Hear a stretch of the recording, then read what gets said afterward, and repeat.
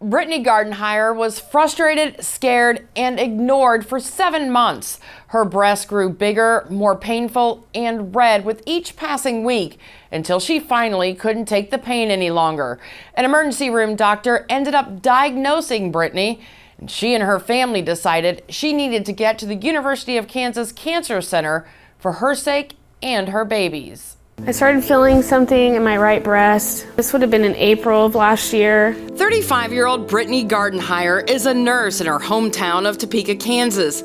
That self-exam told her something wasn't right. She immediately called her doctor and made an appointment. But between the call and the visit, Brittany learned she was pregnant. I asked if we could do like a mammogram or something because something just felt weird with my breast. He said, "You'll just follow up with the OB. I'm not even gonna look at it. You're pregnant. It's nothing, no big deal." Her OB appointment was in July, and her breast pain was getting worse. They said, "Well, you're pregnant, it could be normal. We'll just follow up with your next appointment, see if you're still having pain." By her August appointment, my breast had doubled in size, very painful. I couldn't sleep. My OB thought perhaps maybe I had like a clogged milk duct. And again, Brittany was told to follow up at her next appointment.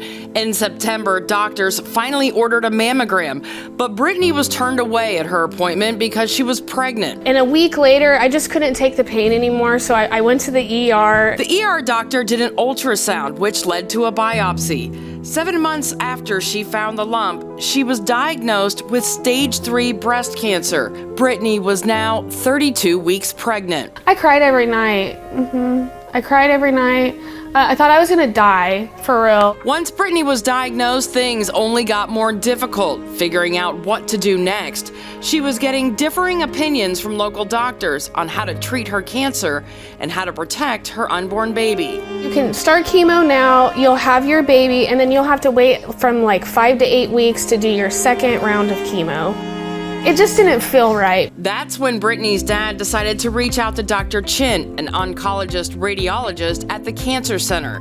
They wanted a second opinion. We went the next day to them. They made a special appointment for us to go in. I told them that they wanted me to do chemo while I was pregnant, and they said, "Oh, you know what? You have your baby tomorrow, and we will start chemo in 7 days. You don't need to wait 5 to 8 weeks." 2 days later, Brittany gave birth to a baby boy and started chemo the next week.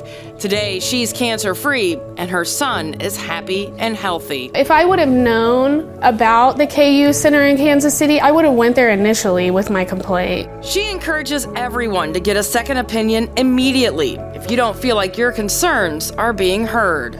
I feel like maybe stuff may have been different, just the outcome. I don't know.